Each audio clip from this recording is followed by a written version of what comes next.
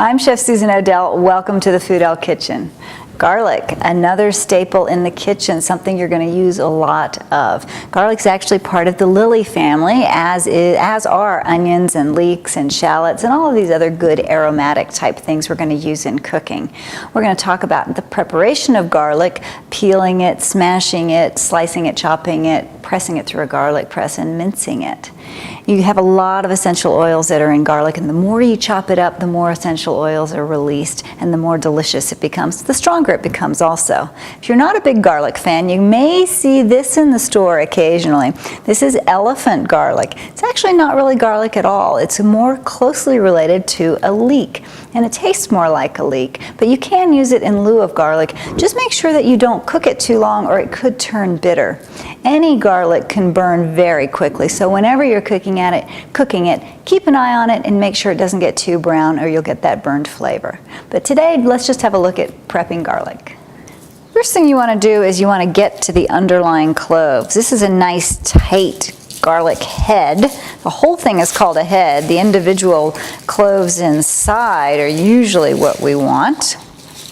So I just take off some of this excess papery wrapper to get to the good stuff. Now just a quick word about size and recipe quantity. Some recipes call for a quantity like a teaspoon of garlic, other recipes call for 1 garlic clove. Well, you can see garlic cloves are going to vary dramatically in size. Use however much garlic you like in a recipe. That's the main thing. Let's take this larger clove, and if you just want to peel it, you can use a chef's knife, place it down with the blade facing away from you, and give it a good smash. The clove kind of pops right out and peels very easily. Some recipes just call for a garlic clove to be smashed, and the reason you'd want this is just to add the flavor of garlic to the dish without having the actual garlic to bite into. Again, use the back of your chef's knife and just give it a good smash.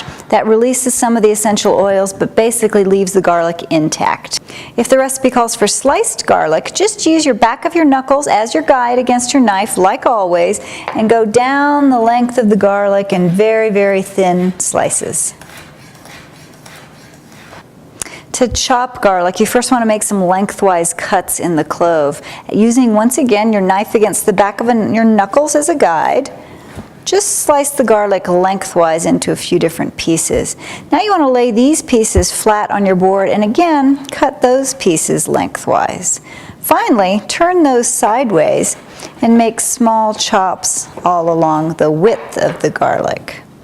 That results in nice tiny pieces, but it's not so small that it's going to get lost in your dish. It's actually perfect for stir fries and the like when you want that garlicky flavor and a little bit of bite that comes from biting into a piece of garlic.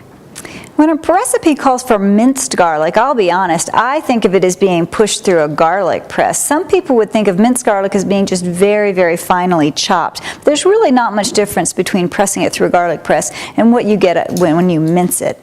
So if you have a good garlic press, you can actually put a whole clove in here without it being peeled and just press gently and it should come right out the end. You've got a beautiful, nice puree of garlic that has all of the essential oils and it'll give you a really nice garlic punch in your dish.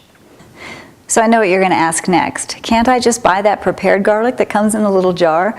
Well, you can, but this is so easy and it's less expensive. The garlic will keep a lot longer in your cupboard than that stuff in a jar does because it tends to go rancid pretty quickly. So learn how to prepare it and buy fresh garlic. Save time, save money, and it's going to taste a lot better too.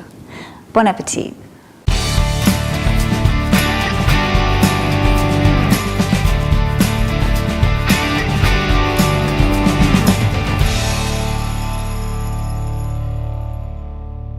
We're going to peel it. We're going to start all over again.